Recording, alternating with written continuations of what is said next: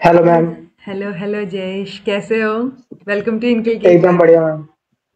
Good evening ma'am. So first कैसे of आप? All मैं बढ़िया हूँ, कॉन्ग्रेचुलेशंस, आपने बहुत अच्छे मार्क्स स्कोर किए हैं, 212 नंबर। ठीक है, इस बार के एग्जाम थैंक यू में मैम। ऑल्दो थोड़ा डिले हो गया इस बार इंटरव्यूज में और आप लोगों से बातचीत में, but congratulations. Thank you ma'am. Okay, so कैसा लग रहा है और क्या स्ट्रैटेजी रही और अपने बारे में बता दीजिए अपने इनकलकेट लर्नर्स को एक बार। जी मैम। मतलब मैं आरआई भोपाल से पढ़ा हुआ, मैंने वहाँ से एमएड किया है और उससे पहले मैंने बीएससी बीएड भी वहीं से किया है। तो मैं हम्म। भोपाल में ही रह रहा था और यूजीसी नेट की तैयारी भी कर रहा था, तो मैं टोटल 3 बार यूजीसी नेट दे चुका हूँ।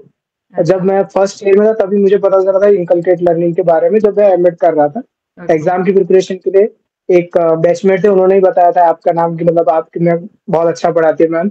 तब मैंने धीरे धीरे वहां से पढ़ाई की, तब मुझे पता चला कि नहीं, यूजीसी नेट क्रैक तो कर सकते हैं हम। अच्छा। तो फिर मैंने फर्स्ट अटेम्प्ट में मैंने जब अपना जून 2024 वाला जो था, 2 बार जो हम्म हुआ था पेपर, तब दिया, हम्म। तब लगा कि नहीं, बहुत मुश्किल है, क्योंकि फर्स्ट अटेम्प्ट में मेरे सिर्फ 170 मार्क्स आए थे। ओके। पीएचडी ओनली हुआ था। लेकिन फिर मैंने धीरे धीरे, मैंने ज्यादा कोई और कंसेप्ट के वीडियोस नहीं देखे थे मैम, मैंने बस मैराथन के वीडियोस और हम्म। प्रीवियस ईयर क्वेश्चन मैंने बहुत लगाए।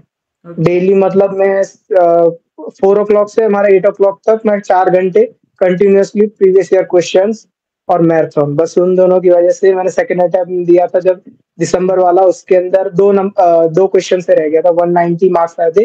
194 था ईडब्ल्यूएस का जेआरएफ। तो मैंने ओके। सोचा कि 2 नंबर से रह गया, तो अभी इस बार तो हो ही जाएगा। हो और जाए। एमएड भी खत्म होने वाला था, मैं सोचा इस बार में तो निकालना ही है। और जब आया तब 212 और हो गया इस बार जेआरएफ। इस बार जनरल कट ऑफ से भी ज्यादा ही है। अरे वाह, इसलिए बढ़िया, अच्छा। बिल्कुल बधाई हो, क्योंकि आपने स्पेशली मेंशन कर रखा था कि मेरा बस इस बार एमएड हो गई है और मैंने और हाँ। कोई रिसोर्स से नहीं पढ़ा, सिर्फ मैंने जी कोई मैम। रेफरेंस बुक नहीं ली। तो मैं कहा नहीं, बिल्कुल इनसे नहीं बात मैम। करना बनता है एक बार की मतलब कंप्लीटली अच्छा वीडियोस के ही दम पे आपने कर लिया, ये बहुत बड़ी बात है।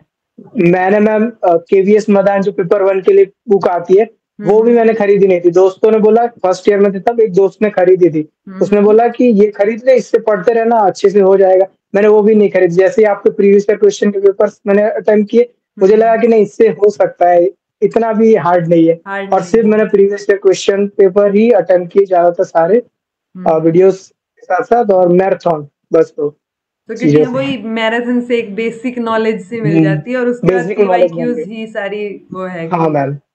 राइट ना। Yes ma'am. जो मैं हमेशा बोलती हूँ कि क्योंकि पीवाई क्यूज रिपीट होते हैं या उनके कॉन्सेप्ट्स रिपीट यस मैम होते भाई। हैं, वो इतनी इन्फॉर्मेशन हो जाती है कि उससे कुछ ना कुछ तो हो ही जाता है क्वेश्चन सोल्व करते टाइम, जी राइट। मैम। हाँ। Okay, so paper one paper two दोनों के लिए ही आपने पीवाई क्यूज पे सबसे ज्यादा फोकस किया यस या मैम। कोई और यस स्ट्रेटेजी? मैम। नहीं, और कोई नहीं, just previous year question paper ही किए मैंने। और उसमें भी मेरे पेपर वन के लिए आपने जितने बहुत सारे करवाए थे, उसमें मैंने पुराने नहीं किए, ऑलमोस्ट से भी पिछले 2 साल के अंदर जितने भी करवाए हुए हम्म। क्वेश्चन है, अराउंड मैंने क्लास जो 16 नंबर की क्लास है वहां से स्टार्ट करके देखने उसके शुरू बाद किए थे, वाले और की मैं थी। 78 तक पहुंच पाया था। बस हम्म। मैंने वहीं तक ही देख पाया था, क्योंकि उसके बाद पेपर हो गया था। तो हाँ। उतने मैंने कवर किए, मैंने मतलब मैंने 3 3 महीने कंटिन्यूअसली मेहनत की, लेकिन इसमें अभी ओके। पिछले 3 महीने अब वो ये, इस क्योंकि वजह से। बाकी सारी चीजें भी तो मैटर करती है ना, आपने बाकी चीजें यस थोड़ी मैम। थोड़ी पढ़ते रहे और तीसरी बार में जाके आपने हाँ। बिल्कुल ऐसे फोकस्ड होके कि चलो हो सकता है। हम्म। और चल। अभी मैम रेलवे का भी आपने डाला था ना, रेलवे आरआरबी के अंदर भी आई थी।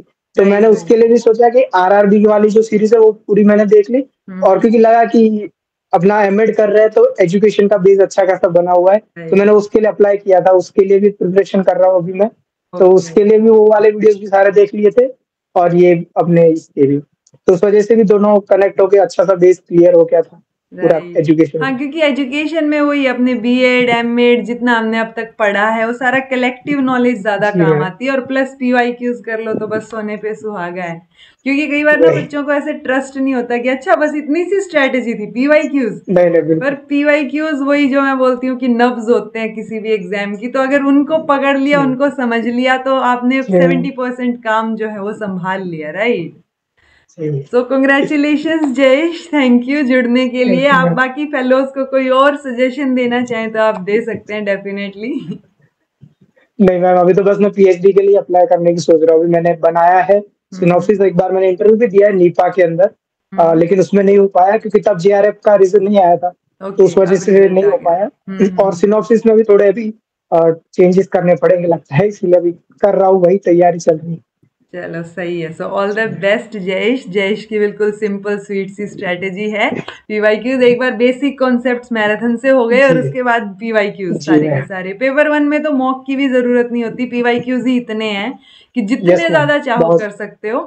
बट हुँ, कोशिश किया, मतलब मैं बाकी बच्चों को भी बोलूंगी कि कोशिश करो एटलीस्ट लेटेस्ट वाले कर लो, कि अगर मैंने 95 वीडियोस करवा रखी तो लास्ट से शुरू कर लो, जो अभी रिसेंट आए होंगे वो आपके कवर हो जाएंगे। तो अभी दिसंबर वाले जी, जो एग्जाम है उसके लिए जून के भी पेपर आएंगे तो वो वाले भी करेंगे। तो इनका तो हो गया, बाकी जी, लोग देखते रहना। ठीक है। ऑल द जी। बेस्ट जयेश आपकी पीएचडी में एडमिशन के लिए, and thank you so much for connecting with us. Thank you ma'am.